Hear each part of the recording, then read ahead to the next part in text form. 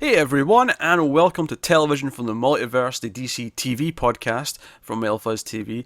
I am Peter, that is Connor, and this is kind of a weird episode because this is the first of our off-season episodes. This is Yeah. A episode, break from your regularly scheduled content. yeah, because obviously typically we'll do Supergirl, The Flash, we'll do Legends of Tomorrow, and we'll maybe even do Arrow in a given week. But they've all finished for Christmas. They've all had their mid-season finales.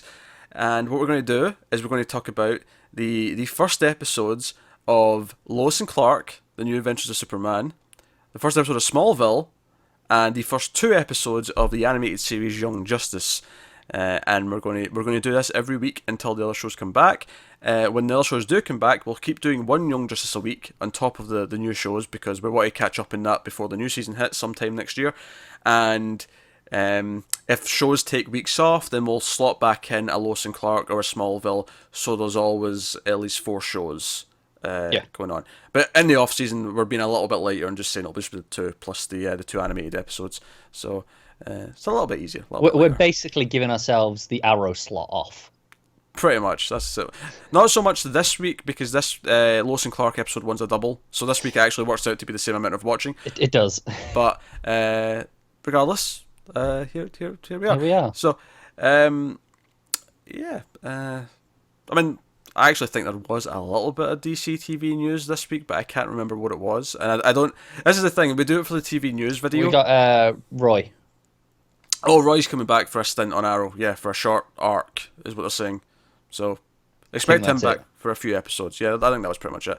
Oh, actually, no, we got our first look at Hawk and Dove from Titans. Oh, we did, didn't we? Yeah, that looks was alright. It looks not bad.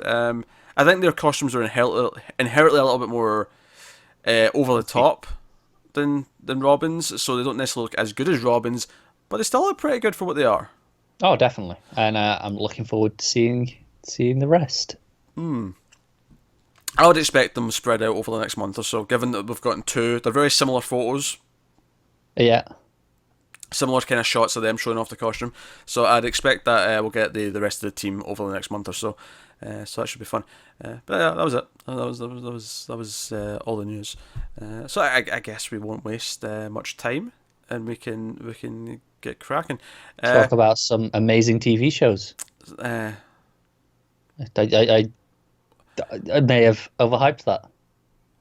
Not all amazing, but more than that. So now we'll talk about Lois and Clark first. Lois and Clark, episode 1, which is a double episode. It's a pilot, so it's like a 90-minute episode. And, there's a lot of nostalgia in this one for me. Of course, if you're not familiar with this show, if you're maybe watching this with us because you've not seen it before and you heard we were going to talk about it, this is a show that started in 1993, I believe. That sounds right. Oh, no. Actually, I could be wrong. No, 93. I was right. 93. Second guessing yourself. Yeah. September 93 it started. And it ran for four seasons.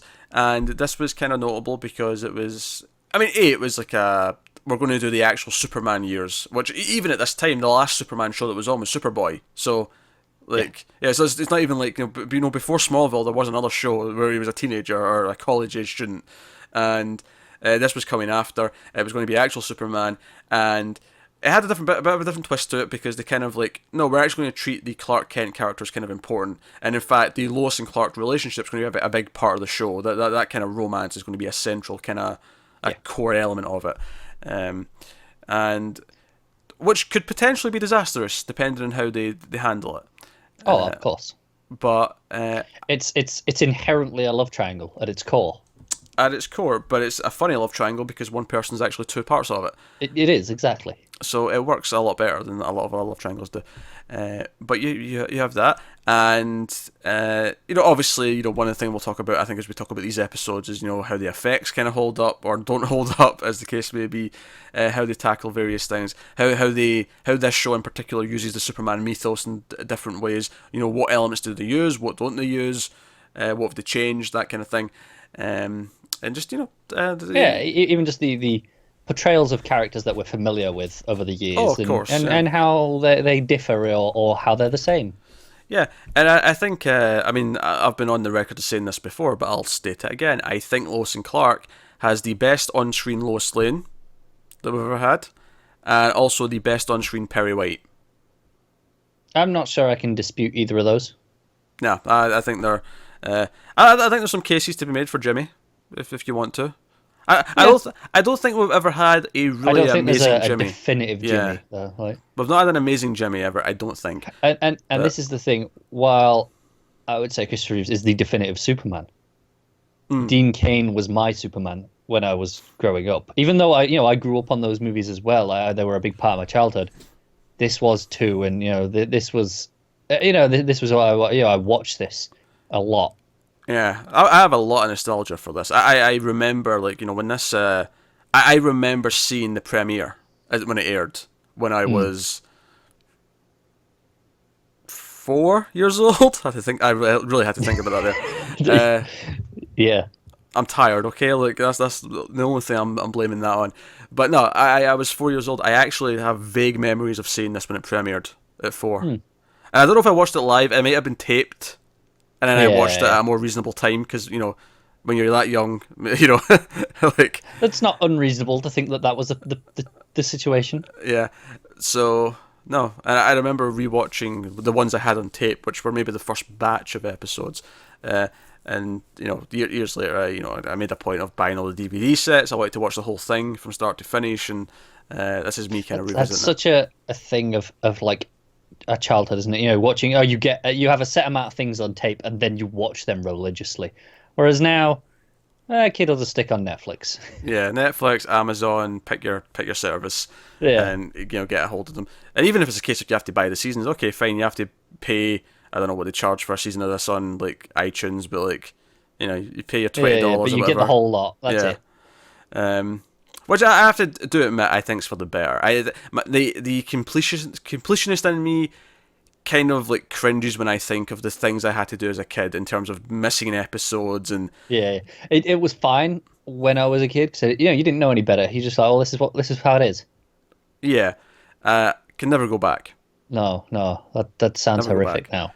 Can never go back. But yeah, so we'll talk about this first double Lois and Clark, and I think we'll talk about a lot of just how the show works in general because it is the first episode. Like what works, what doesn't work, and like I say, Lois is fantastic. Terry Hatcher playing Lois. She has the go get the story attitude that. Oh yeah, well, I mean, I think the introduction to her is her undercover as a man Yeah, yeah. with a fake beard and mustache. Yeah, Jimmy ripping it off, and even later on, like Perry's like, he doesn't actually have a stress ball per se, but he feel like he needs one. Like he's getting upset, he's getting riled up. Yeah. Which is when Clark recommends these like leaves from somewhere. Yes. He's being Perry. Yeah, but no, it's gold. I think what I love the most about this show actually is kind of the press room environment, the Daily Planet kind of workspace. I like the set for as well. It feels kind of unique. I like the sort of long winding ramp that comes down to the main floor from the elevator. Yeah, it's nice. It doesn't feel like anything a building would ever actually have. But No, that's fair. not in anything that's not the ground floor. I feel like this is a weird thing to have when you're whatever floor up. No, you're right. But I like it. It's cool. It is. It looks nice, and that's all that matters. It reminds me a lot of the library and the hit television show Buffy the Vampire Slayer, where it has a design that doesn't make sense for any library in a school to ever have, ever. But it's a nice looking room. But it's nice looking on TV, and I like it. It's great. Yeah.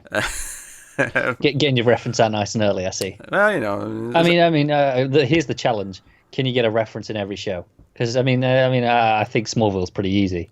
Smallville's easy, and Young Justice. We'll see. We'll see what I can do. See what springs to mind. Yeah, I'll pay close attention to that voice cast list just in case any links pop up.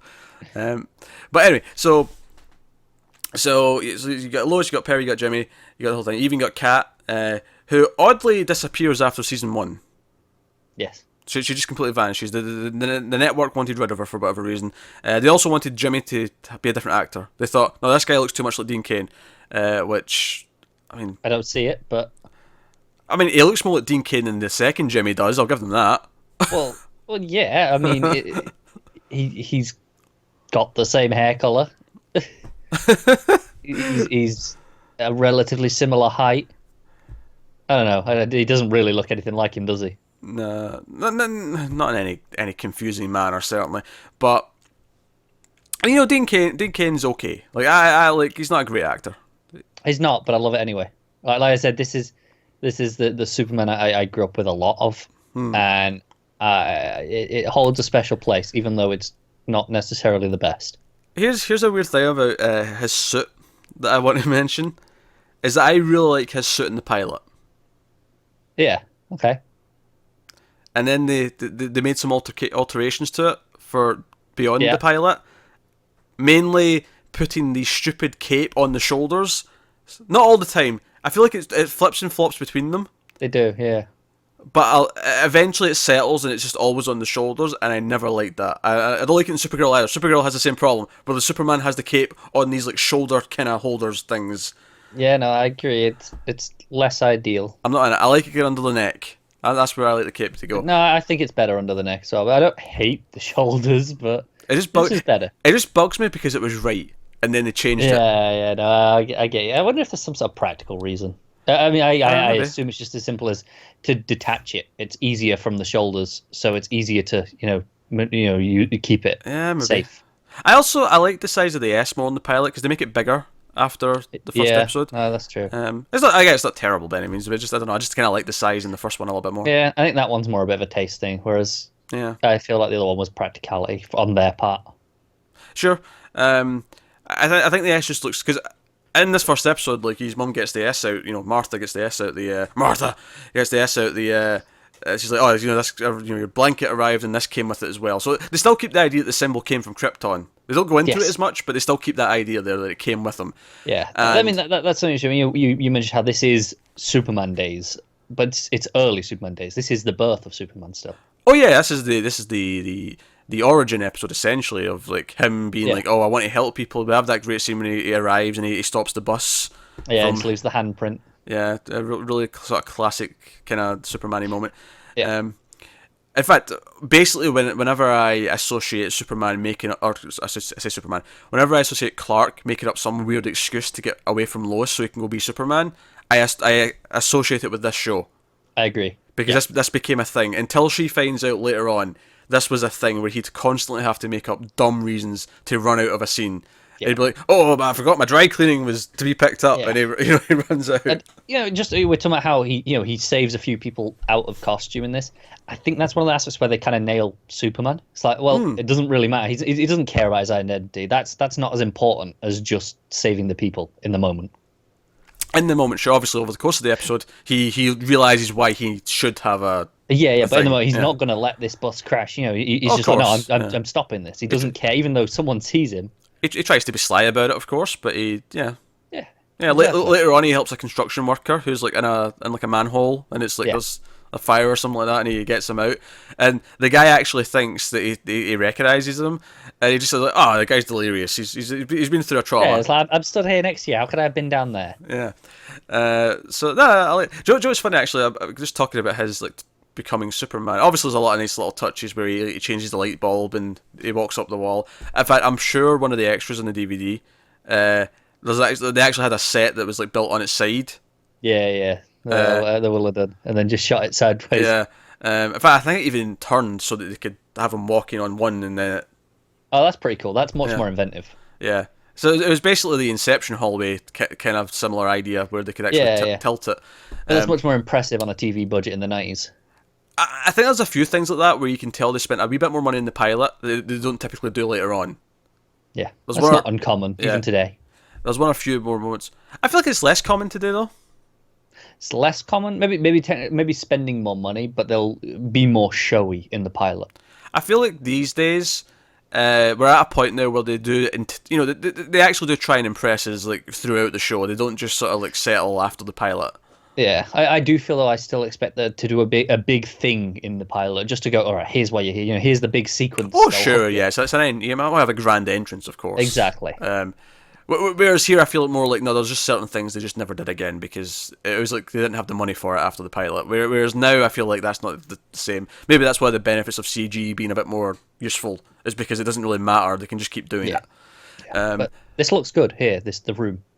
Oh yeah, the room. Yeah, the spinning room, so you can walk in the ceiling and stuff. Yeah, it looks good. Yeah. Yeah. But no, one of the things I think if you'd said to me, like, if you'd made like a new Superman TV show now, right? And he said, you know, maybe connected to Supergirl, or whatever. Oh, it wouldn't be because it wouldn't be an origin. But let's say we're getting a new Superman show where it's like, okay, it's Adventures of Superman when he becomes Superman and he's working at a Daily Planet. You know, it's his prime Superman period of time. He gets his outfit during a montage where his mother's making all these different outfits to Cyndi Lauper holding out for a hero. Is that Cyndi Lauper? I mean, I have the wrong artist. Maybe I don't. But holding out for a hero. You know the song. And if you told me that we were going to get that today, I don't know if I would be particularly enthusiastic about that being how he gets his outfit. But it works so much in this. Do you know what's funny? You mentioned Supergirl there.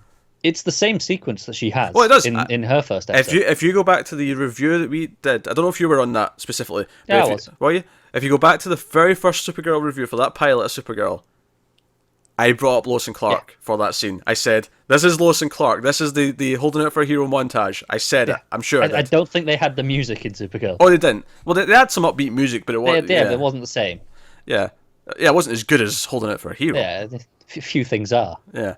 And there's a lot of really goofy costumes, of course, and he eventually has it without the S, and then she pulls out the S. And I think that's the other thing I like about the S on this pilot suit, is it has a little bit of a thickness to it, whereas the bigger one in the later suits, it's like more like it's ironed on kind of thing. Yeah, this feels like it's a separate thing stitched on, whereas later it feels like it's just inherently stitched in. Which I kind of like. Although, if I remember correctly later, we see like his closet and he has like 10 suits, so I guess it makes sense it's not the same S on all the suits, because of course it couldn't be. Duplicate it. I get that's a nice reason as to why sometimes it's over the shoulders, sometimes it's in the neck. Ah, yeah, true. Yeah, he actually has multiple suits, so I mean that works. Yeah. But no, so you get that. But that actually comes really late in the episode. It's a long time in this 90-minute episode before we get to that. We spend a lot of time establishing his relationship with Lois. Building up to Lex Luthor. We hear him mentioned a lot before we get to Lex. In fact, because they go to a party, Lois kind of like our date cancels on. She's like, "Hey, Clark, have you got a tux?" And I think that's the chemistry with the characters is a big thing in this show. It is. Yeah. They play off each other great. They do have chemistry, despite the fact that he's not the greatest actor in the world. It doesn't really matter too much. It works well enough. Even if it's Terry Hatcher carrying it, it doesn't matter. It's working. Yeah, but he plays off her well. Yeah, and I'd kind of forgotten how overtly suggestive they were to each other right at the start, where he just kind of openly... There's like a sex joke at one point where she's talking about how she always wants to, I won't work underneath you, I'm always better, I'm always on top. And he goes, I've got it, Lois, you always like to be on top. And she just sort of gives him this look, and I'm like, yeah, I forgot he cracked that joke. Yeah. I'm not sure how Clark Kent that line was. I mean, mostly he's spot on, don't get me wrong, I'm not complaining overall, but that specific line, I don't know, that feels just maybe a smidge out of Clark Kent. See, this is the thing. That's someone growing up on a farm. Yeah, you think? I do, because I think it's this idea, like, okay, yeah, it's a bit more loose, a bit more, okay, we'll have a bit of fun with each other. In fact, one of my lines I really like, actually, when she first meets him, or not when she first meets him, it's when he's just been appointed, and he's going to be, like, helping her in this case with the space shuttle launch thing that's going up to the Harry's space like, station. You're taking Kent, and that's it. Yeah. After that, she says, "Wait, he's from Smallville. I couldn't even make that up if I tried." He's from Smallville. Yeah. Oh, by the way, that reminds me. Where's my? I wanted to read a quote from the back of the DVD. That's cracked me up. Oh, okay. This is exciting. That's cracked me up. What you got for me? At the top of the back of the DVD, it says, "Fast forward Smallville and share the adventure with Lois and Clark in Metropolis." Brilliant. Clearly released after Smallville was a thing. Yes. But I thought that was funny, and I wanted to mention it. Well, worth mentioning. Yeah. But no, so you get them working together, they're looking into this thing. There was a space launch that didn't go very well. The shuttle kind of exploded, and there's going to be another launch with actual scientists going up to the space station to try and help cure diseases. So they're looking into this, and there's this wacky scientist who's like, there's conspiracy, they're trying to sabotage the launch.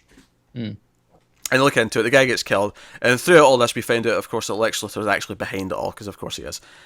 John Shea, pretty strong Lex Luthor. I wish he was bald, but otherwise he's pretty good. What was it with, up to a point, they just didn't like Lex being bald?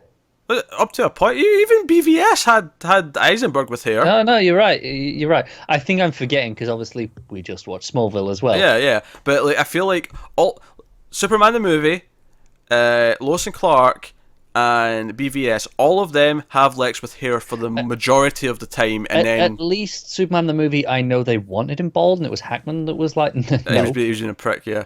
And maybe that's the case here. Maybe John Shea just didn't want to shave his head. But other than that, he's a pretty good Lex. I actually kind of like him. I do as well. In fact, he might even be the best Lex on screen. I'd disagree with that one. You're going to argue Michael Rosenbaum from Smallville, aren't you?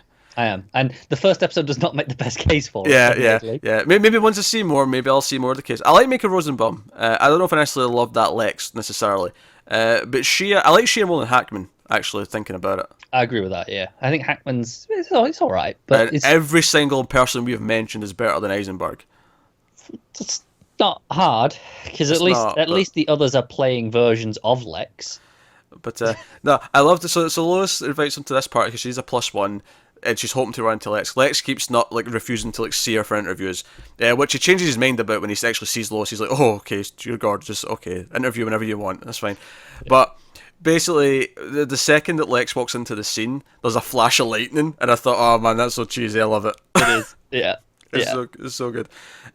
Speaking of cheese, so Lois lives with her sister Lucy, who's a character from the comics, Lucy Lane. It was funny, actually. I remember there was an episode later on, maybe season 2, where Jimmy asks her out, and I think that's kind of funny because in Supergirl, Jimmy and Lucy had a thing. Maybe it's a thing in the comics as well, from days gone by. I don't recall ever hearing about it, but that doesn't mean it didn't happen. Well, yeah, I mean, there's like 70 years of Superman comics, so I mean, this is bound to exactly have popped up. But there's a really cheesy line where she's getting like, Lois, you never date. And by the way, I felt really old when she's like, Lois, you need to get out there and get your life together. And it's like, I'm only 26. And I'm like, yeah, she's only 26. Leave her alone, Lucy. Jesus Christ, nothing wrong with being 26 and not having your life sorted out yet. God damn it. I mean, maybe there is. Maybe Lucy's on something, and you should sort your shit out. How far are you from 26, you little shit? I think a few years. Not that much. Like 2. Hey, so shut up. I think. How old am I? It's actually really 2.5. It's actually really. Jesus Christ, that was more embarrassing than you figured out when you were 4. Really I didn't know bad. how old I was. But it's actually quite impressive when you think about it that she's only 26 and she's already at this high. She's the best reporter at the planet. Yeah. That's quite impressive. It's actually quite a good fast track career there. Yeah. Is that I like that Perry points out that Clark's very naive to think he can just walk into Daily Planet without any real paper experience and get a job. Yeah. It's just like, this is it. We're the best newspaper on the planet. We expect the best. But anyway, so our sister, so Lucy, she's like, oh, I want you to go out there. I just want you to meet a super guy. And I'm like, oh my god, that was so on those. I know. But the funny thing is that it actually pays off because I never remembered this line, but this is actually the inspiration for why Lois names him Superman at the end of the episode. Yeah. because it would be worse if it was the other way around. Like if this line had come after Superman existed. Yeah. That would be cheesy. But here it's like it's not even just foreshadowing; it's planting the idea. Yeah, which I mean, it's fine. I think because we're watching a show about Superman, it makes us cringe because we're like, oh, that was so forced. Like that was. Yeah. But I kind of love it anyway. It's fine. Do you know what's funny? I feel like there's a lot of things in this that are kind of stupid that I forgive and love. But when we get to Smallville, I'll be ripping some of that to shreds. The thing is, I think a lot of them are the exact same problems. Like not to varying extents, but there are definitely some crossover issues that you're forgiving one but not the other. And do you know what I think that is? I think it's the actors delivering the lines for the most part. It might be. I think it's the overall tone of the show and the actors delivering the lines. I think we'll talk about Smallville when we get there. But the overall tone, I will definitely agree with because this plays it very differently. I'll just say the line in Smallville's pilot that has the Superman name drop essentially is from Lana. Yeah, it's worse. I mean, not even compare it to Terry Hatcher. Compare it to Lucy. Like she ain't no Lucy Lane from this. Look, we'll get there. I will defend many things about Smallville, far more than I should. That will not be one of them. Kristen Crook and Tom Welling ain't so hot in the acting. I mean, Dean Kane's not the best, but geez, like he's better than Tom Welling. I'm saying that right now. So they meet Lex, and Lex stares down a goddamn snake like an absolute madman, just to feel powerful. Cool as shit. Yeah, he does that whole thing.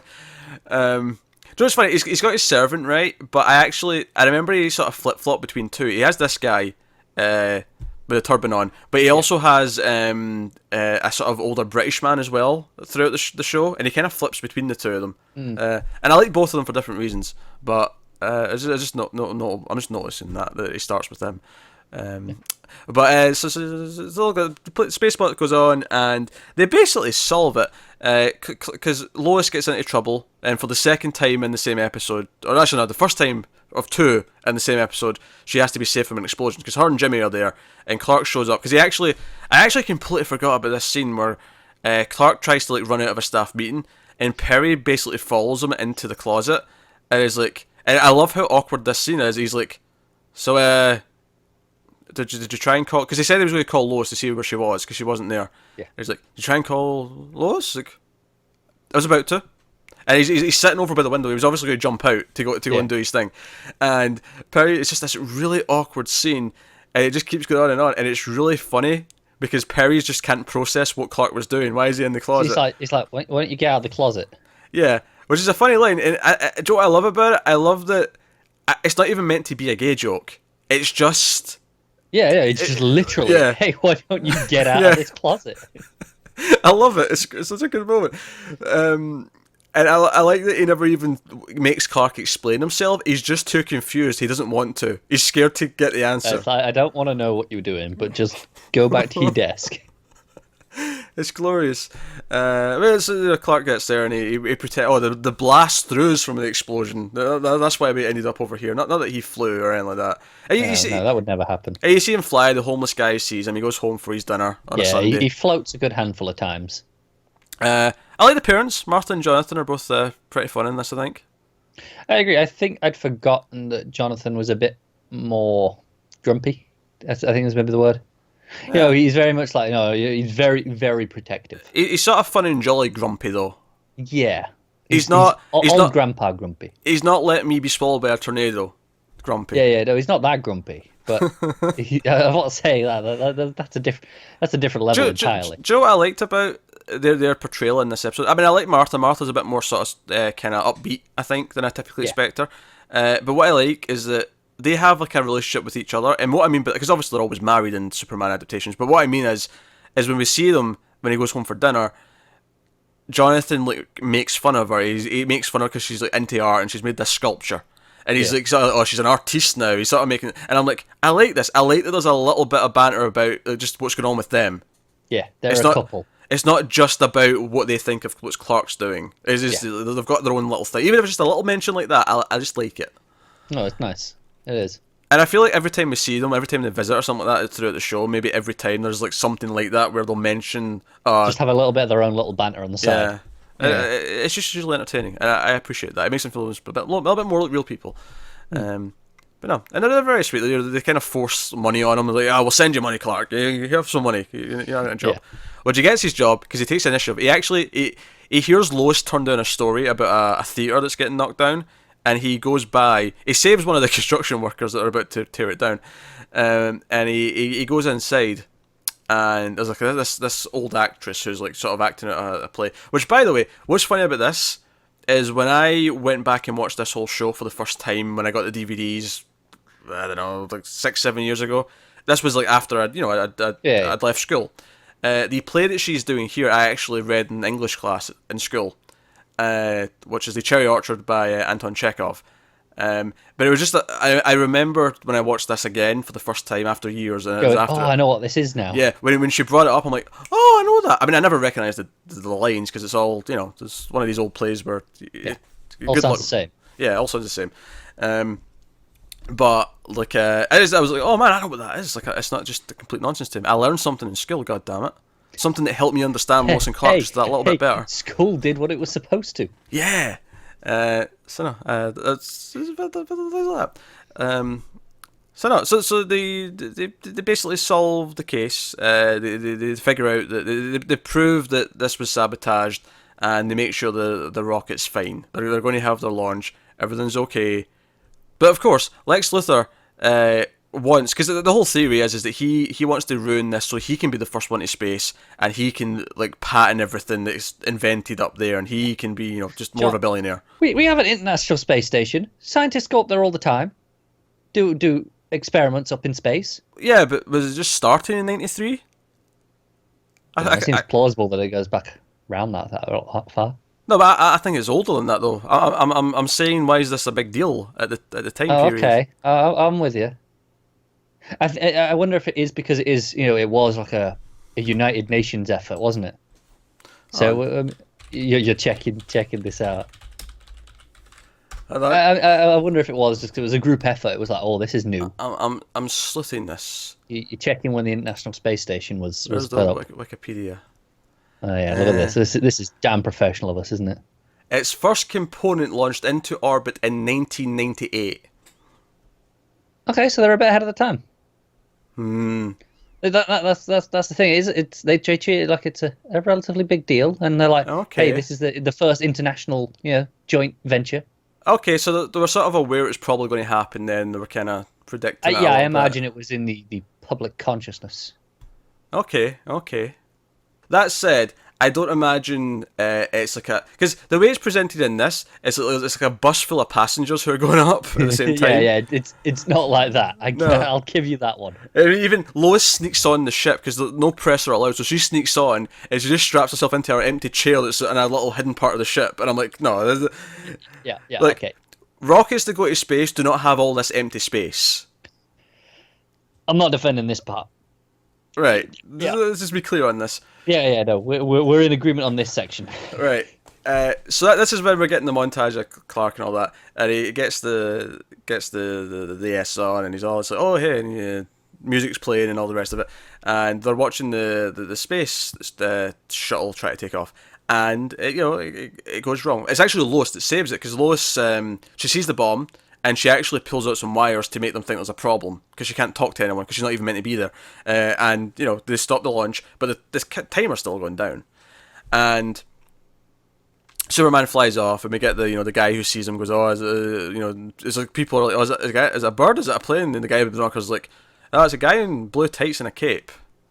Yeah, we also mentioned we're talking about the innuendos and jokes. His mother. When he's trying on the costume. Because that's what you want your mother to say to you.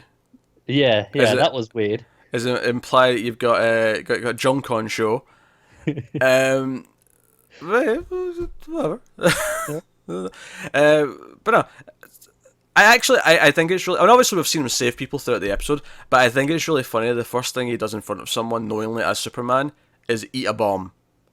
It's pretty going. Hey, look. I got this. Yeah, I can eat a bomb. I'm good. It's actually just really funny to me.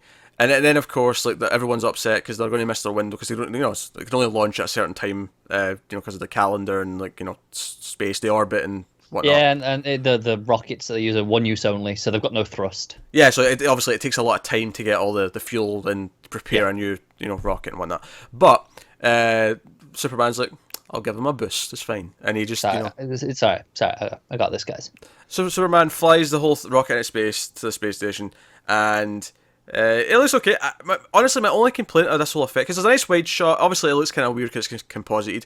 My only real complaint about the whole effect, though, is that when you get the sort of more close up, where they've obviously just got him holding like a model of the bottom of the thruster, his hands are just kind of like gently holding it. It doesn't look like he's like holding something heavy. I feel like that might be I mean, it looks weird, but I feel like that might be intentional. Being like, yeah, he only needs this. No, but because I think scientifically the metal should be bending a little bit or whatever. Like, I'm thinking of like think of the plane scene in Superman Returns where the front of the plane kind of implodes a little bit because it's all the pressure going into that one point. I feel like for him to get a strong enough grip that holds the whole thing, it's just like having to hold something tightly because the weight's too much, it'll tip. Okay, here's a theory. Okay. He holds it tightly in the launch, but once he's in space, momentum's already there. He just has to guide it at that point. He's not carrying it anymore. Okay. You're onto something. And to be fair, I think the first close up you get is when they're already out of orbit. That's what I thought. No, you're onto something. So he's only kind of just guiding it. He's like, I've got this for just in case, but he's not really carrying it at that point. Okay. Cool. So that's the whole thing. And he flies Lois back to the planet. And, because Perry's like, oh man, it flies. I don't believe this. This is poppycock. This is nothing. And then he comes through the window. And he comes through the window carrying Lois. And he's like, great shades of Elvis. And that's kind of what he says all the time. Or grey shades of Elvis, I should say. And that's what he says all the time. Because Perry typically says, Caesar's ghost. Yeah. Is it just Caesar's ghost? Is there a word before that I'm Great forgetting? Caesar's ghost. Great Caesar's ghost. But they changed it for this because they thought it fit this version of Perry better. Because Sam Lane they just fit his accent and what he said out better. Yeah, it's fine. And honestly, it works so well that I kind of like it more than Great Caesar's ghost.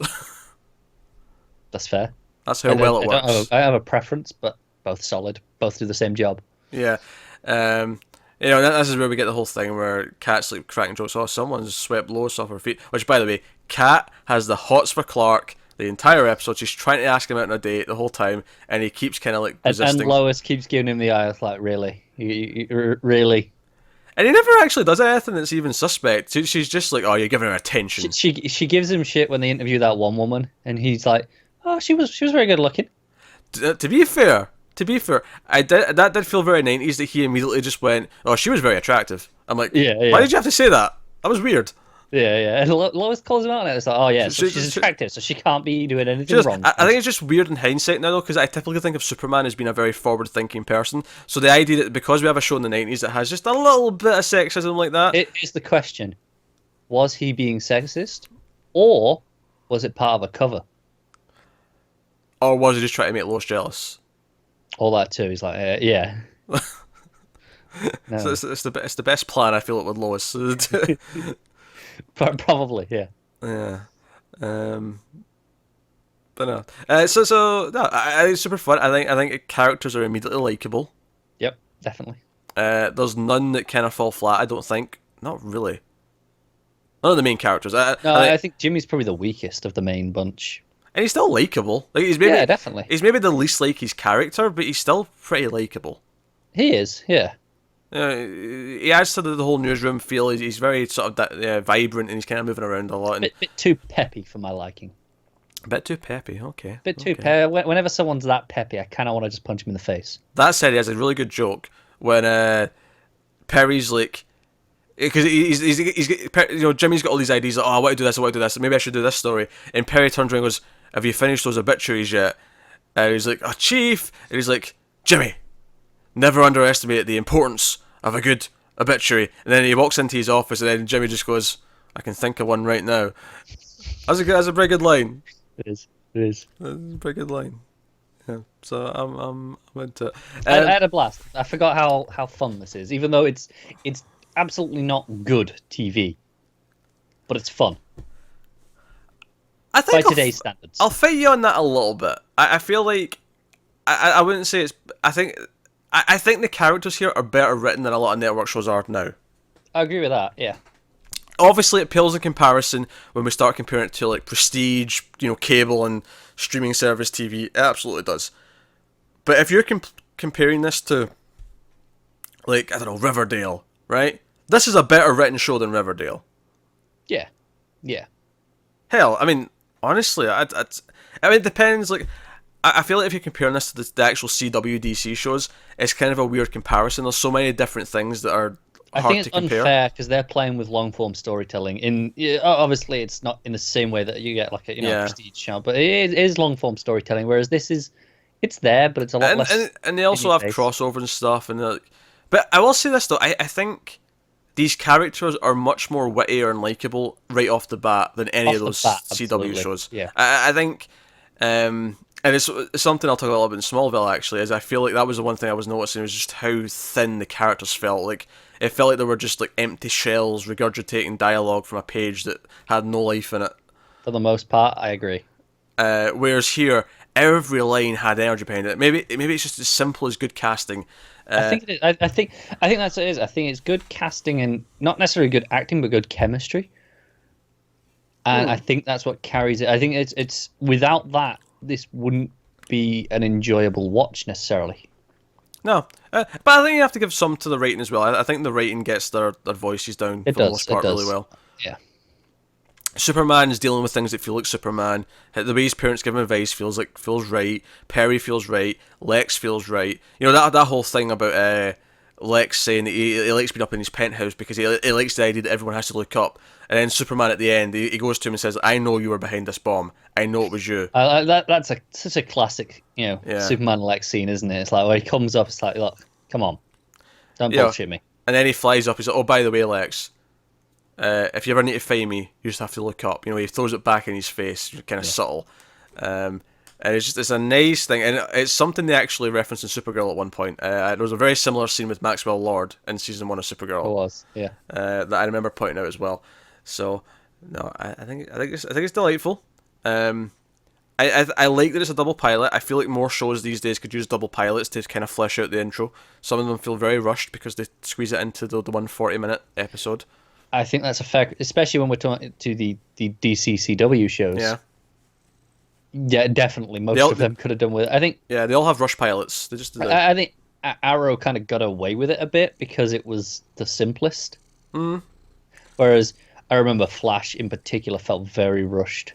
Yeah, Flash having his outfit by the end of that first episode was insane. It felt so weird to be there already. Supergirl was a bit rushed, but not as much as Flash. That played with montage a little bit, and at least with that, it was in a world where Superman already existed, so she didn't have to come up with the idea to be this. She kind of knew what she was doing. Exactly. It played it differently, so that kind of got away with it as well. Legends had a double pilot, actually. It did, yeah. Legends had a double pilot, and it worked. It did. So it learned from their mistakes, and it's like, well, we're doing that. But that also has the advantage of all being characters that we've already introduced on. It does, and other shows. which is crazy. I think they use characters that we're already familiar with. All the cast are already there. I mean, barring one or two, and they still needed a double pilot.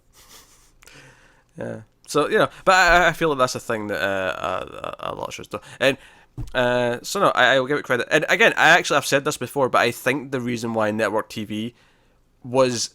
I mean, there was obviously a lot of bad shows still in the 90s and 80s and stuff, but I think on the whole, why there was a lot better, like, good examples of TV on network TV, and there isn't as much anymore, I think it's because once the opportunities of cable and streaming opened up, a lot of the people who were responsible for the good TV kind of gravitated to those areas, and that's why maybe it's harder to find good network TV now. It still exists, but... They're mostly the leftovers.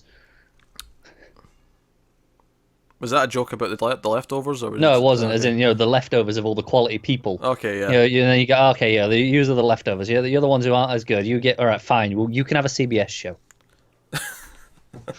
You can have a CBS show, sure. Yeah. HBO ain't giving them a show, that's for sure. Yeah, but no, I like it, and it ends on a Lois and Clark moment with them in the elevator, and you know her being snappy at him and being like, "Oh, Superman's amazing," and and she's like, "Oh, you jealous?" And so should I be? And it's just teasing up that little triangle that we're going with. Yeah. So no, great pilot. Love the theme tune as well. I mean, obviously, it's hard to measure up to John Williams' epic theme. It is, but it does a nice job of emulating the feel. Yeah, I like the music too. It's really good. It's good main theme. Interesting as well because the pilot, it just has like static titles at the start. It doesn't have the actual opening sequence yet. That starts next episode, which is interesting because Smallville is the same thing. It doesn't have its opening intro sequence. It doesn't have one at all, does it? No, they just come up at the bottom as the opening scenes play out. So I guess that'll take us on. It's transitioned here. Yeah, take us on nicely to the pilot of Smallville, which started in 2001. Notably, this was I believe, I don't think it got delayed, but if I recall correctly, yeah. Well, that's weird. What?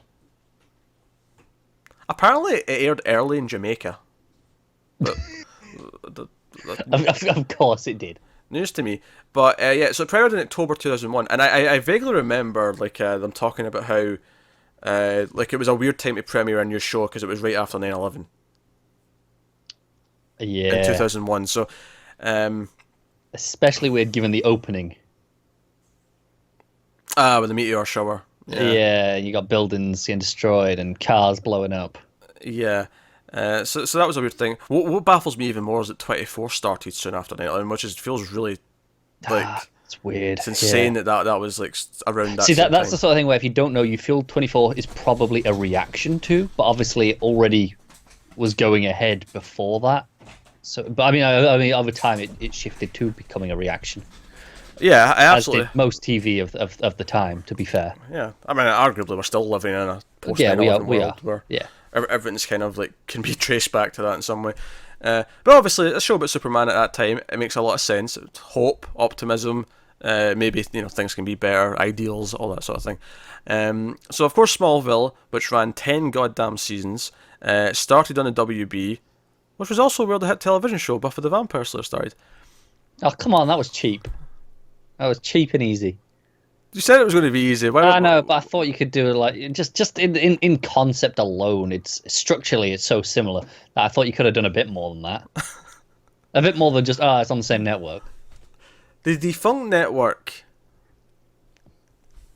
All right, fine, whatever. But it went to the CW obviously once WB and UPN merged. Interestingly, Buffy went to UPN from the WB, and then those two merged to make the CW. I always thought that was kind of amusing. Yeah. But so the whole premise of this show, if you're unfamiliar with it, is that the idea is that it's Clark Kent in high school before he becomes Superman, and in the small town of Smallville, which was referenced in Lois and Clark. So it's a bit part of his history. He's always came from Smallville, Yeah. or grew up in Smallville, I should say. Came from Yeah, Krypton. came from it. Yeah. Came from Krypton, more specifically. But so we have him as a teenager in high school. We have parents who are a little bit younger, just sort of middle aged as opposed to being closer to elderly, and we have Lana as a love interest. We have Pete Ross as a friend. We have a new character, Chloe, who as soon as she appeared on screen, all I could think was sex cult. Yeah, yeah. But for the purposes of the show at the time, she was not Lois Lane. Yeah, she was clearly the fill-in for Lois Lane, so there was a Lois Lane in high school. Which I don't know if that bugs me in concept that they felt the need to shoehorn a Lois type into the, because theoretically that's what Lana should be. Maybe not in character, but at least in the sense that she's the love interest. Yeah, okay, I get your point. But whatever. But how do they have a love triangle? Well, they got Whitney, don't they? For that. Well, yeah, okay. So this is more of a, I don't know. This gets complicated. Yeah. I don't know shape big enough. Oh, this is pure CW. We got triangles and squares and pentagons up the ass. Yeah, yeah. This is the pro OCW show. So, right. So, if it's not clear, I don't think this show's that good, right? For a start, I just told you the concept was it's Clark in high school and it's before he becomes Superman. I also mentioned it ran 10 seasons. Yep. Now, if I was running this show, I'd like to think it was better if I was running this show, but if I was running this show, after season 4, I would have said, we're going to change the name. We're going to call it Metropolis now, and he's going to be Superman, goddammit. See, I like that in concept. That's a ballsy move, isn't it? It's ballsy, very sure. few TV shows would ever do that. But you know what? I think you get away with it in this case because Metropolis is it's a famous thing associated with Superman, right? More famous than Smallville maybe it is now because of the show, but I feel like only comic nerds knew what Smallville was before this show made it a thing for the masses. And you put a big Superman logo on it. I get what you're saying. I just think it's a. I'm not surprised they never did that. I don't blame them for not doing that. And instead they dragged out the process of becoming Superman to the extent where he was going around in a black trench coat with an S on his chest for a season or two. That was dire stuff. But of course it's going to be a long time before we ever get to those episodes. We're here in the early days, which were, from memory, better. I think they're not awful all the time. That praise. Look, I'm going to preface this. I agree, this is not a good show.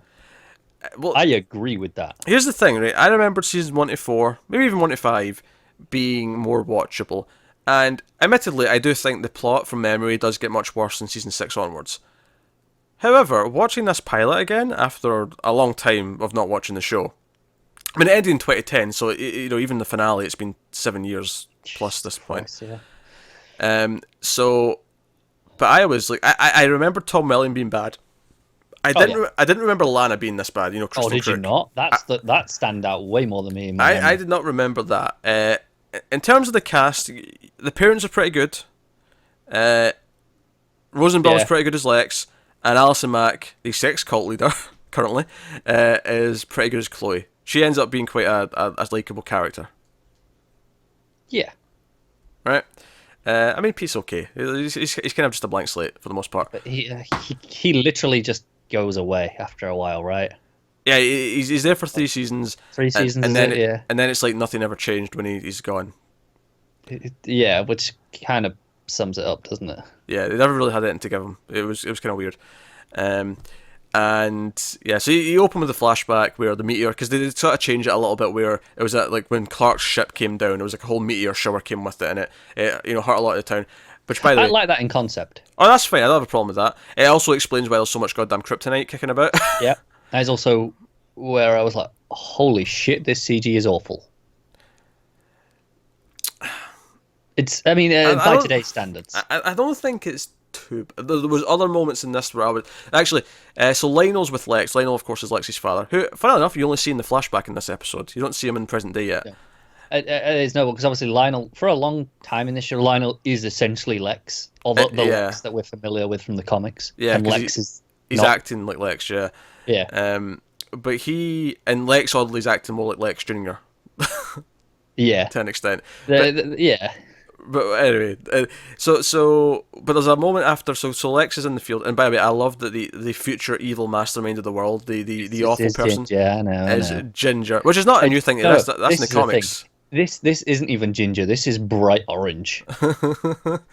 But he's in, because of the meteor shower, he's in this accident, and he's all bald. But the moment where honestly, the most cringy moment for the effects for me was when Lionel steps onto the flattened crop field, and you could tell that his body was like put on top of like a CG floor in post, because it looks like he's just sort of floating on something. It's weird. Yeah, that's true. It looks really surreal, and like, okay, that did not work. No, I can't dispute that. Honestly, the meteors weren't making me cringe too bad though. No, the meteors themselves weren't. It was the space shot. Okay, yeah. That was rough, and seeing the planets, that looked bad. Okay, that's But the meteors themselves, I think some of them were worse than others, especially when we were out in the fields where we were with the Kents driving. Those ones looked rougher. But in the town, I mostly thought they were okay. The cars going on fire looked pretty good. Well, the cars on fire were real. That was the thing. This was at a weird time where some stuff was still practical, whereas now I feel like that would just all be CG. Yeah.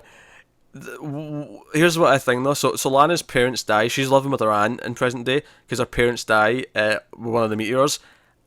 I have to admit, I laughed out loud at this moment because it looks like they're just standing waiting for this meteor to hit them. They just look up at it and go, "Oh shit," and then just die. It's actually really darkly funny. It is, and I don't think that's intentional at all.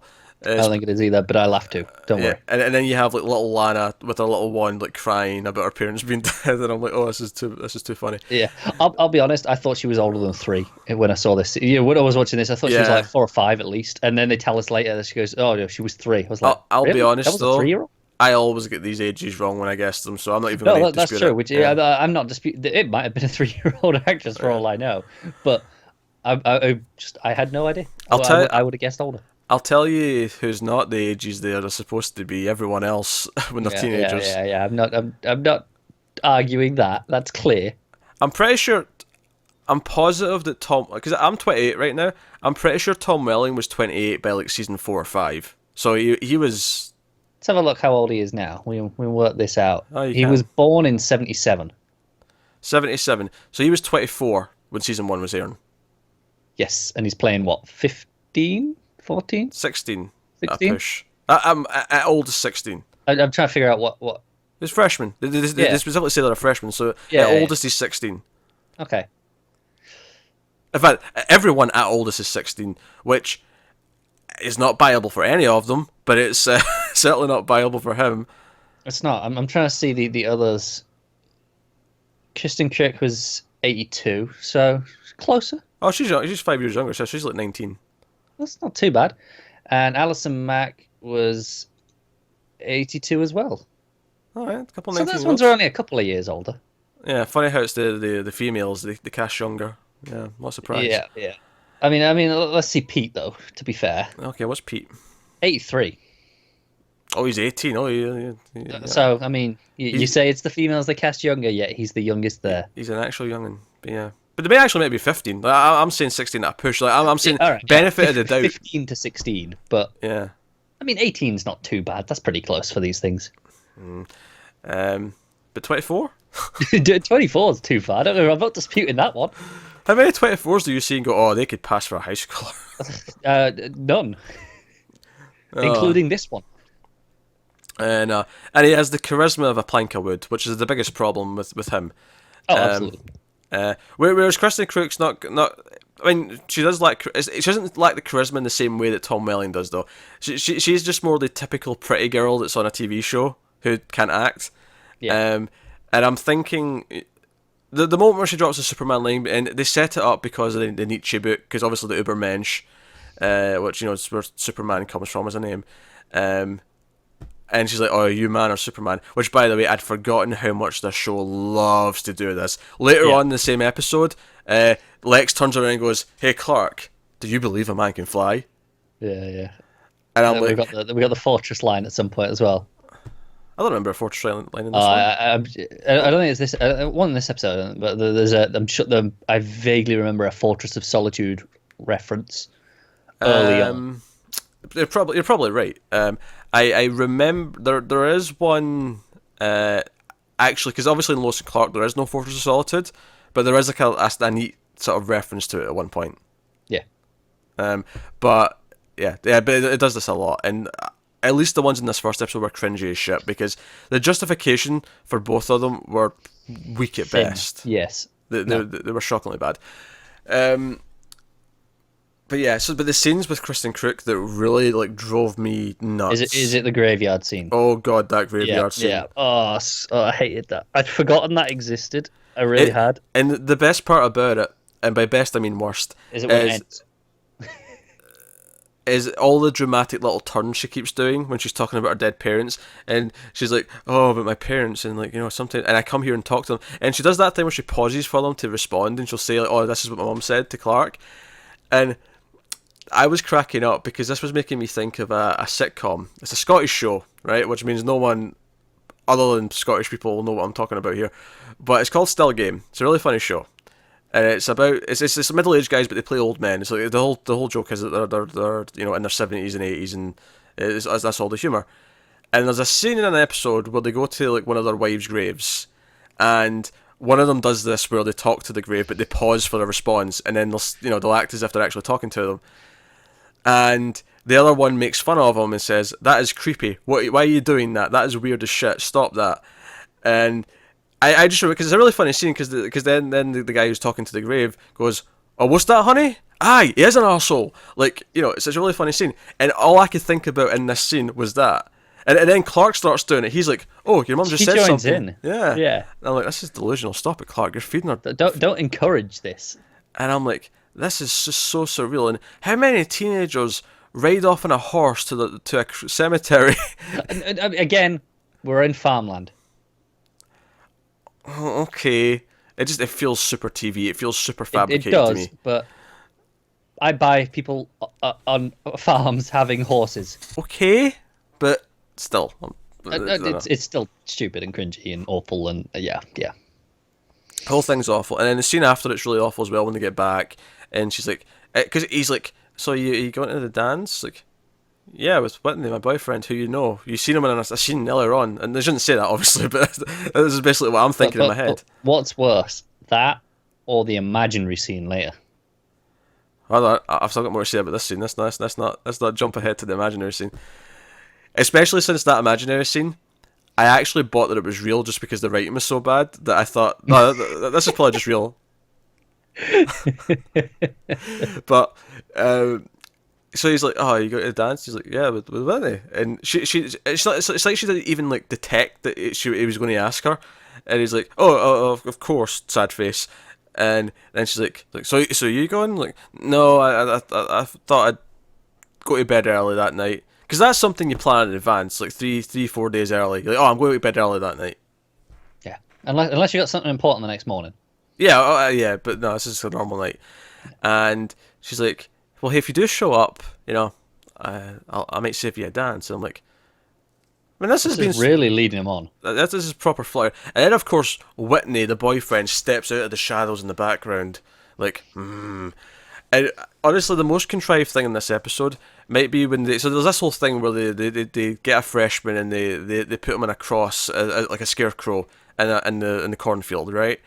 And they draw a big S on him. Yeah, of course, for the poster. This was literally this was just for the poster. Is why this exists. Yeah, but the most contrived thing about the whole thing for me was that Lana gives, because she's got like a kryptonite necklace, and the whole thing is this is a part of the meteorite that killed her parents, because you want to wear that on your around your neck at all times. Yeah. Whatever. Like, I'll accept that. I don't know why I'm accepting that, but I'll accept it. The most contrived thing for me, so she gives it to Whitney, and she's like, "Oh, good luck for your big game," because the spots, what do you call them? Spots. The people who come to see if they want to give you a scholarship. Scouts. There you go. That's the one I was looking for. Spots. Scouts. So I can understand why I had no clue what you were talking about. No, because they're spotting future players. Right, that's what I was thinking. Okay, I'm with you. There was a logic to the madness, I swear. I believe you. So she's like, "Here, take my necklace into the game." I'm like, "Yeah, because he wants to wear a necklace while he's playing the game." Like, that just seems unsafe to me. Yeah, I mean, if someone tackles him and that catches against that's a hard rock against your throat. And admittedly, it's underneath these his armor. Yeah, stuff, but I wouldn't want that to be pressed into you, would you? I know it seems unsafe, but I'll accept that. Even that's not the contrived part. I mean, it's all contrived, but that's not the part I want to complain about. The part I want to complain about. So Whitney decides that we're going to make Clark the Scarecrow this year because he's pissed at him for maybe kind of making the move on his girl, right? And they show up to beat him up, and Clark's ready to fight back. He's just going to do it. He's going to punch him, but of course the kryptonite necklace immediately makes him weak, and he's like, "Oh, I can't. Oh, I'm in pain," and he's sort of staring at it, and Whitney notices and goes like, "Oh, do you like her necklace? Here, I'm going to put this on you because it's the closest she'll ever get to her." Yeah. What? Yeah. What? Hey, let's just give away my girlfriend's prized possession. Yeah, the very thing that you tried to refuse to take because you were worried that you might lose it or something. Yeah. Yeah, no, this is bullshit. There's nothing about this that is not bullshit. It is complete poppycock. Look, I have said in the past, I don't think Smallville is a good show, but I like it in any way for Puzzle Reserve. It's what got me into comics. Uh-huh. I think I remember it better than this. I'm sure it to be fair, how often do we see pilots that are kind of shit, but they get better? I remember most of season 1 being very consistently this quality, but I mean... Okay, that's fair. I thought I remember it a bit getting better than this, because at least after about we have a very quickly shoehorned villain. The previous Scarecrow victim is back. He has electric powers. Why not? And that becomes a trend, actually, because we have electric powers. And I may get the order wrong, but I can pretty safely say that in the next few episodes we have a fire villain, an ice villain. We have Fat Amy Adams. I forgot about Fat Amy Adams. She's like episode 5. So... no, I mean, we've got the bug villain. Is that an example of something good? No, I'm just saying they're not all elemental. Well, yeah, obviously, because they do a few elemental, they run out of elementals and they start doing things like bugs. Yeah, that's true. So that's the whole thing. So Lex ends up saving Clark, and of course we missed out the part where Lex, like an idiot, drives off the bridge and hits Clark, and Clark has to save him. That Lex has been relegated to literally the shit plant. It's a fertilizer plant where he goes. It's like, yeah, you can go to the shit heap. Yeah, it's punishment for him because he's been a bad son and businessman or something to that effect. Yeah. So it's not very clear. And he befriends Clark because Clark saved his life. Jonathan hates him because he hates Lionel. More on that in future episodes, I'm sure. Yeah, I vaguely recall that story. Yeah, and so they're starting to befriend each other, and I mean, this is kind of the thing. Obviously, this is relatively new. It's not. I mean, it's not never been in the comics, but certainly the whole idea popularized it. Sure. Yeah, certainly the whole idea that we're going to spend seasons of Lex being his friend before he becomes evil. My problem with this though is that they actually play it a little too like every time he's on screen talking to Clark, there's this music that just lets you know that, okay, he's being nice now, but sinister stuff's coming. No, no. Do you know what? I love how cheesy the music is. I know. This is like not necessarily a good thing. The music is very surface level, but that first time he looks at Lana and all the lovely airy flutes come in, I just like it. I do just like that. It's not good, but I do like that. You got Chloe and Pete betting on him, falling over with Lana or being late for the I bus. actually quite like that. Honestly, well, that's the thing. Like Chloe's out of the teenagers is like the most likable character, and then the parents are pretty good, and Yeah, I especially like Jonathan. yeah. And here's the thing. Here's the thing though. I remember Tom Welling being bad. I forgot his Clark was such a whiny little bitch. That's true. We ain't even got to Red K yet. He just whinges that he can't be on the football team. He then whinges that he's not normal. He's like, oh, is this normal? And then he puts his hand in the wood chipper, and he's just like, and then when Jonathan shows him the ship, and he's like, oh, you're from somewhere else, Clark. You're from It's like, yeah, you out should of have told town. me. Yeah, it's like, oh, you should have told me. And then he speeds off to the cemetery, which is where we get that infamous scene with Lana. Yeah.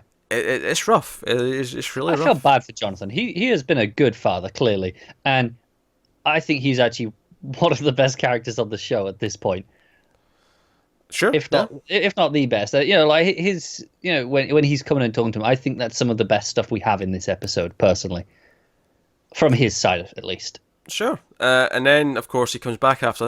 He gets the electric guy during the dance outside. There's not much to say about it. And It's then fine. he comes home and he's in the barn, because this is the iconic barn where he spends all of his time. Not his bedroom, he's in the barn all the time with his telescope. Yeah, this is the fortress. Someone calls this his Fortress of Solitude. I'm sure. Okay, that sounds Sure, right. it's coming up. But he looks through the Actually, earlier on, he was creepily just spying on Lana at one point. It's proper weird, isn't it? It's proper weird. He's just practicing for that X-ray vision that's kicking in. Like, someone's got to notice this, right? Someone's going to go, hey, why is it pointing down? And then look, okay, hey, doesn't Lana live there? Maybe he just always has it. Every time he stops using it, he just puts it Yeah, up the way. just smacks it up every time he leaves. Yeah. But at the end of the episode, he comes back to the barn, and Lana shows up in her dress, and she's like, "Hey, I missed you at the dance." It's like, "Did you save me one?" It's like, "You did save me one," and they start dancing to no music at all. I mean, we hear Goo Goo Dolls. So we hear something, but They don't. They don't hear a thing, and they're just dancing, and it's just all like, why is she doing this? She has a boyfriend. This is really... And like I say, the writing's been so bad, especially with her up until this point, that I was just willing to accept this was real. I totally was. And then she disappears, and he's just there on his own, and you see like Lana arriving home, and I'm like, oh, okay, he was just fantasizing. Okay, great. Yeah. Got a love triangle. Cut to credits, we're done. Okay. Yeah. And we'll be doing episode 2 of this next week. Okay, things I legitimately like. Okay. Rosenbaum's performance, I think it's solid. I agree they overplay the sinisterness, but I like what he's doing. Uh-huh. The parents, especially John, when Martha's like, hey, Clark, don't drink the milk out of the bottle. Where'd you learn your manners? And he's like, all right, fine, sorry. And then Jonathan just comes in and swigs out the bottle. I like that. Okay. I mean, I like Jonathan. Martha's okay. I like Chloe well enough. Walla Weird, all that At jazz. the moment, I wouldn't say I like her yet, but she's the least offensive. What, Chloe? Yeah. No, I mean, she has the little bit with the bettings, likable enough, I guess. I think she's likable because she immediately has charisma, which a lot of the other teenagers do not have. A lot of the other teenagers just purely lack that. Whereas right away she's smirking about winning her bet, and she's kind of radiating a little bit. It's one of these weird things where the whole show, Clark's into Lana, and you never get why he never considered Chloe all that much, because she's clearly got a personality. Yeah. But Yeah. it's a CW, so whatever. Well, soon to be the CW. Well, yeah. Like I say, this is a CW show. This is what the CW is. Yeah. As for other things I like, I mean, I like the meteor shower idea. I like. That's about it for this episode. That's about it. I'm trying to think if there's anything else, and I'm stretching. I'm reaching. That's about it. This is the most networky of shallow network shows, and this is where when I compare it to Lois and Clark, where everyone is immediately likable and has good dialogue, and then here it's just like so much surface level stuff of like, oh, my parents died when I was 3, I missed them. I wonder what it'd be like if they didn't die. Oh, Yeah. Lana, shut up or be Batman.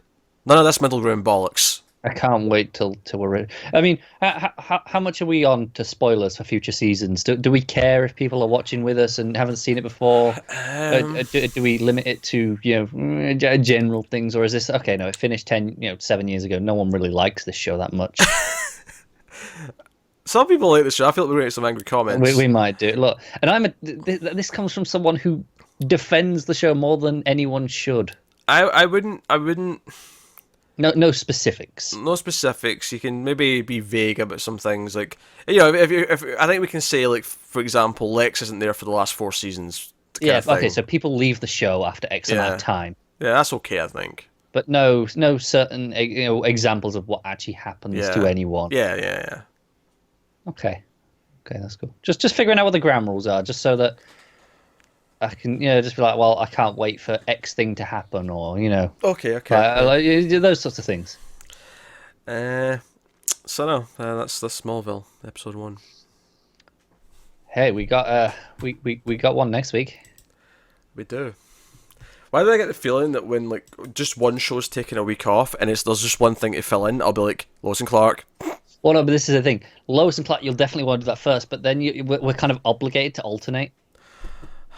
Are we? Yeah, we are. Are we? Yeah, unfortunately. Are we? Yes.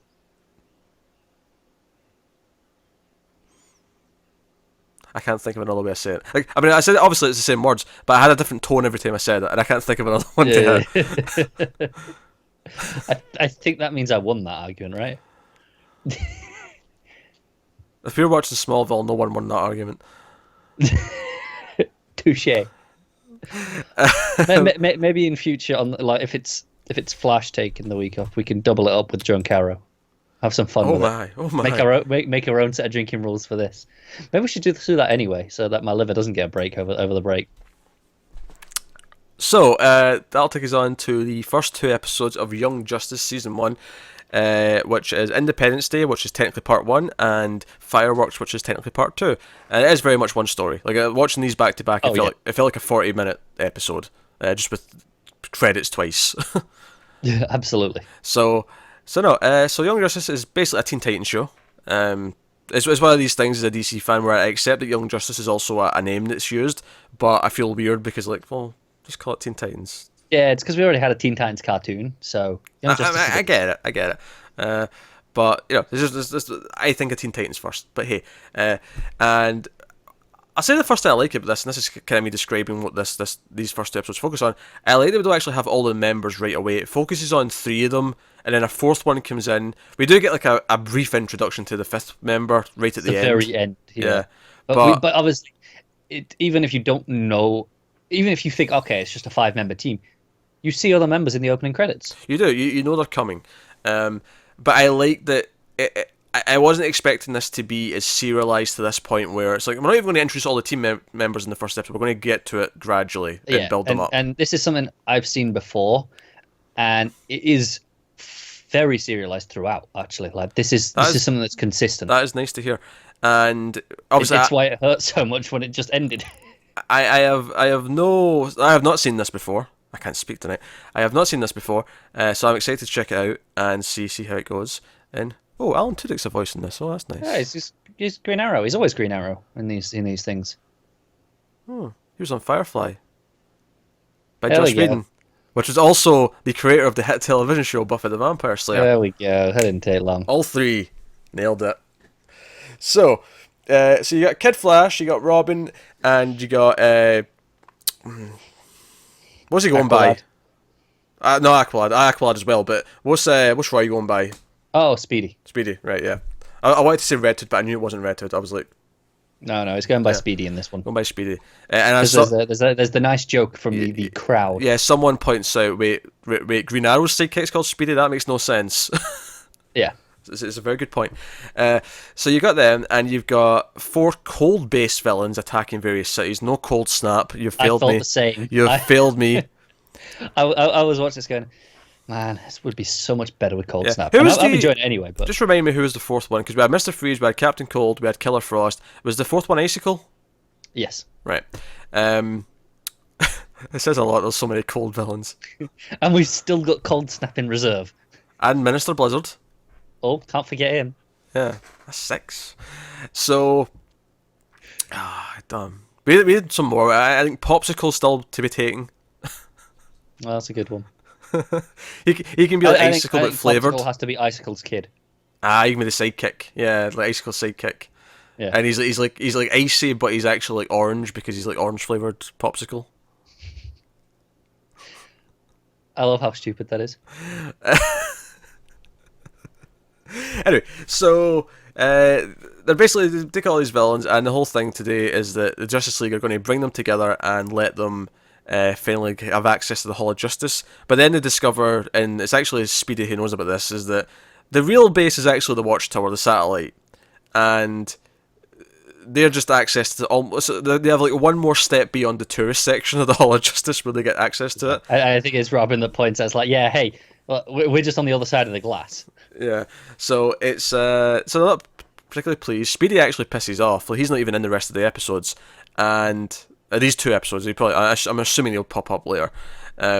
But you have these characters, and they're on their own, and there's 2 calls that come up. The Justice League have to go off and fight something else, and there's this fire at Project Cadmus. We're like, oh, maybe we should go and investigate that. So they go off and do that, and that leads ultimately to the discovery of Superboy. Yes. They're going with the whole clone of Superman. I assume he gets the name Connor in Yes. subsequent episodes, because obviously I know him from the comics, so I'm bringing some of my knowledge. Yeah, it's not much of a leap to assume that for you. And you know, there's some main control. Guardians get a cameo here in the subplot and whatnot. And yeah, so it's about them kind of working together, breaking Superboy out. Superboy kind of realizing he can be good, and ultimately deciding they're going to be an actual team at the end. And then ultimately Batman and the League give them their old base at Justice Mountain. What I say? It's in the mountain. Yeah, it's in the mountain. Yeah, I'm probably butchering the name, but. And that's kind of the first thing, and they've got a lot of things to fight. And that's, I liked it a lot, because you probably wonder what I thought, because I've not seen it before. I was really into this, and I actually, my thought about halfway through was I forgot what it was like to enjoy good DC animation. Do you know what's the craziest part? Mm-hmm. Did you catch the name of the directors for these episodes? Yeah, it's just the people who have been directing the Jay the Olivier movies. and Sam Liu. They're the people who have been behind pretty much all of them for the last 3-4 years. Well, I think that says that it's not the direction, it's the problem, it's the writing. Yeah, Because, absolutely. Because the characters, the serialized nature helps a lot, but the characters, it was the characters' They interaction. just pop, don't they? They feel right, they feel like the characters, their banter off each other. Obviously, the powers and stuff are fun, but it's the way they communicate, it's the way they're talking about their mentors and like being kind of bratty about them, it's the way they're one. Now, my only real criticism, and this is coming from a DC fan, is that I wasn't 100% sure who a couple of them were specifically. Because at no point did they mention, is this Wally, is this Bart? At no point did they say, is this Tim? Because I thought it was Tim for a long time. No, I get it. Everything he says sounds like Dick. But he's a hacker, and I agree. Yeah, he feels like Tim in the field. And the outfit's a bit more Timish. It is. But we've been over this when we talked about the outfit released lately. So I was like, is it? And that made sense to me. It made sense because I was thinking Bart maybe because Tim, Bart, Connor, this is all newer Teen Titan characters, not right. Right? Because I thought if you're going to have Dick and Wally, then you have Donna, you have Beast Boy, you have Raven, you have that team. But no, there's a bit of a mix and match, isn't it? Yeah, more of a mix, which is fine. That's not a big deal. I'm actually happy with these characters. It's just I kept waiting for them to say like one of their first names, so I could just be sure. I think you get it right at the end of the second episode. Maybe when they're in the civvies. Yeah, I think one of them finally says Dick, and I'm like, okay, Jesus, thank God. Yeah. All right, I've nailed it. It's fine. Yeah. But again, that's something as a DC fan, because I know it could be one or two people. Or in the case of It is. Robin, it could be technically one of 4 people. It's ultimately not a problem because the episode, it doesn't really matter yet as to most people. Yeah, it doesn't. But I want to know because I'm like, who is Yeah, it? exactly. Yeah. So that's something where I think if you're not familiar with these characters already, and you're just coming in to see if it's enjoyable, it's not a big deal. Say, I'm really glad that you did like this because nostalgia for Batman animated series aside, this is probably my favorite DC animated show. Really, I'm not willing to make any. No, not yet. But I want to see how you feel by the end of when we get there because by the end, this is for me. Okay.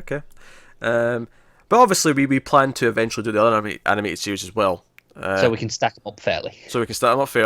And it's just an excuse to watch Batman again when the Blu-ray hits. Like we needed an excuse. Yeah, because I mean, we could do it right now, but we know there's a Blu-ray coming. I know, it's exciting, isn't it? So that's when it's happening. But so yeah, so no, I like the characters. I thought they all popped. Aqualad's kind of fun. I like his water sword things, which I knew you had from the comics, but it was just fun to see. Like you got some use out of it because it was so different from the other characters. It is, and he has like an electric shock as well. Yeah. Does he have that in the comics? I can't remember. I don't know because I mean, this version of Aqualad is relatively new in the comic. I mean, yeah, I've been reading them in Teen Titans. Yeah, recently. I think he was introduced. I think Johns introduced him in like Brightest Day at one point, but then he kind of got forgotten. Interesting. They didn't do anything with it. He definitely wasn't in all of New 52. Yeah. So basically, the 3 of them are investigating, and they eventually find Connor, and they break him out. Connor fights them at first, but then, and do you know what I liked about this as well? I liked that for people who aren't familiar with the characters, and even for me who maybe doesn't remember all some of these little details, is that there's a nice little sort of portion of these 2 episodes where Connor, he's kind of trying to use various Superman powers and can't. And it's a nice little thing where it makes sense why he would think he had those powers. But then, like, him finding out he doesn't is a good way of telling the audience, no, he has this power, he doesn't have that power. It really set up what the rules are with him a little bit. It's really well handled for that stuff. Yeah. And I thought the whole thing, because the whole thing is that they've got mind control, little demon things that are controlling Guardian, and he's helping the bad guys because he's been mind controlled, and that's going on. So no, I thought it was very solid. I think I'm into it. I'm excited to watch more of the episodes. Yeah. Some things out from you mentioned how it's very serialized. I love that we set up a villain behind the scene, the Light. That's set up in these episodes already. We get shadowy figures on the TV screens, but the idea the opposite of shadowy. They're more overexposed figures. Okay, fine. Bright lights. You know what I meant. The effect is the same. It obscures who they are. You're a dick. But anyway, I like that it sets this up early. It's like, okay, no, there's more going on here. It's not just going to be, here's something, little things each time. It's like, no, there is more going on. Yeah. No, I like that. It feels like it's actually got a plan of some sort, which is even something the old animated series wouldn't necessarily have. They were more maybe episode by episode, which was fine at the time and made for some great shows. But this is kind of exciting to actually be like this. So I'm down to watch more of this for sure. Yeah. Yeah. So would you say you were whelmed? Very good. Very good. The whole joke, of course, is that Dick keeps complaining. Like, everyone's either overwhelmed or underwhelmed. No one's ever just whelmed. He's right. I guess. Sure. I mean, it's kind of stupid to think about, but he's not wrong. I'm just glancing at the names, see if anyone jumps out at me. Bruce Greenwood is Batman. Okay. Yeah, you got Nolan North is Superboy and Superman, obviously. And Zatara, who's a very prominent member of the Justice League in this show, which is yeah, the Justice League's pretty big in this version. Yeah. I mean, when they're scanning the members, I think Red Tornado is like member 16. Yeah, that's right. Yeah, they all have numbers, and I was like, it's funny to me who's like lower down in the ranks. Yeah. I was kind of paying attention to that. Yeah, I think it's seniority on when they joined. After you have your first 7, of course, and then after that it was like, okay, 60. I assume each time someone joins, they just get the next one. Yeah, sure. And obviously we get Miss Martian introduced at the end because he's like, oh, the 5 of you will work together, and he's like, wait, 5? and Miss Martian comes out. So Yeah. we'll see how she interacts with the team. And obviously, we're still waiting on Artemis from the opening titles. Yeah. Is that relatively early? I imagine I feel honestly, by memory, I think it's like episode 6, 7. There's a good few episodes without her, if I recall. Okay. Oh, that's still relatively early, but Yeah, but like not as soon as you immediately you think you Yeah. kind of you just assume I'll be there next episode, but I'm pretty sure it's not. Okay. I will say, if from memory, Miss Martian was a little bit annoying for a few episodes.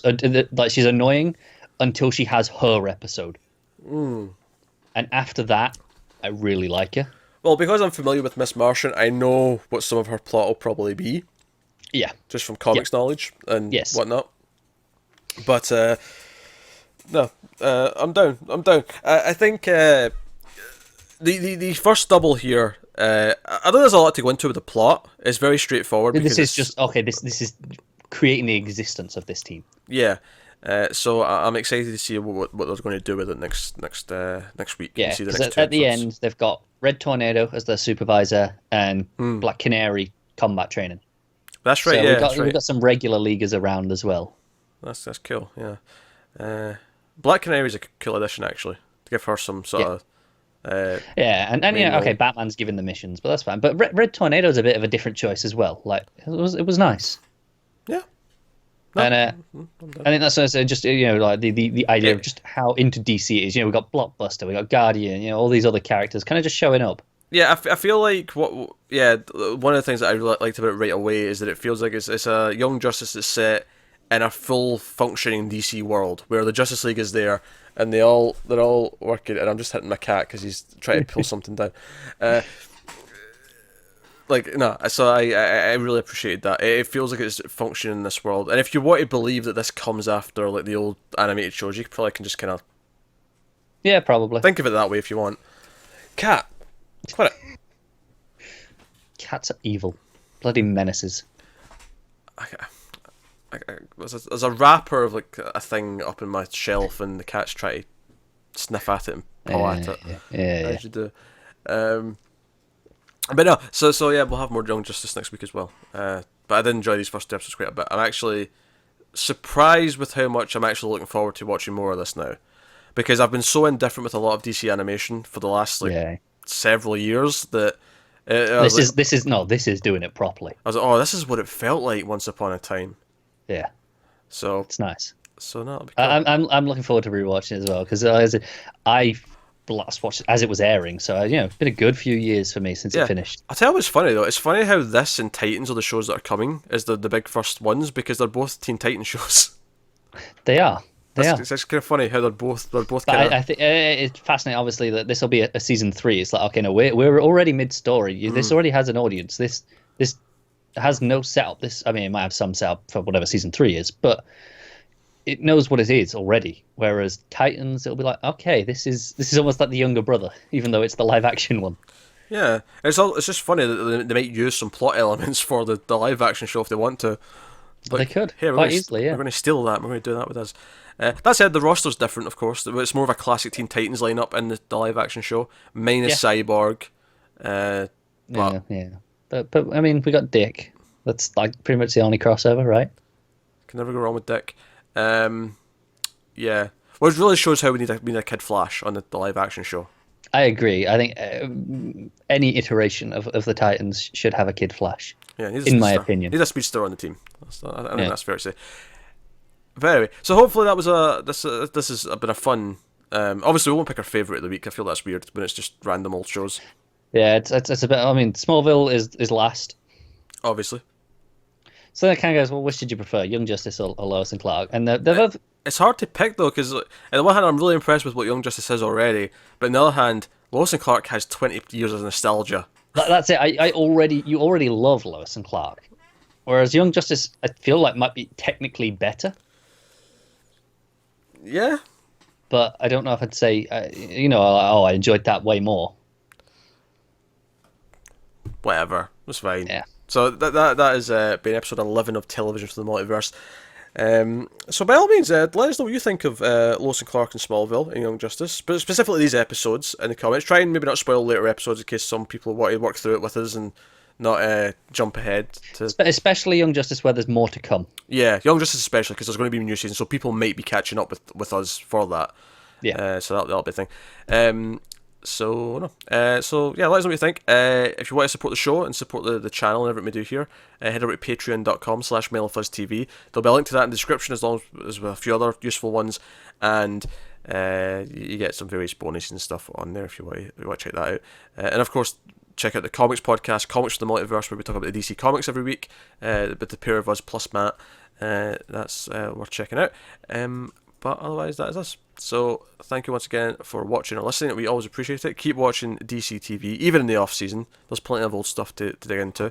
Either what we're covering in the off season, or if you want to delve into something else, like I don't know, be adventurous. Watch Swamp Thing. Yeah, watch a random Swamp Thing TV show from USA Network from the early 90s that lasted 3 seasons, and somehow I never heard of it until like last month.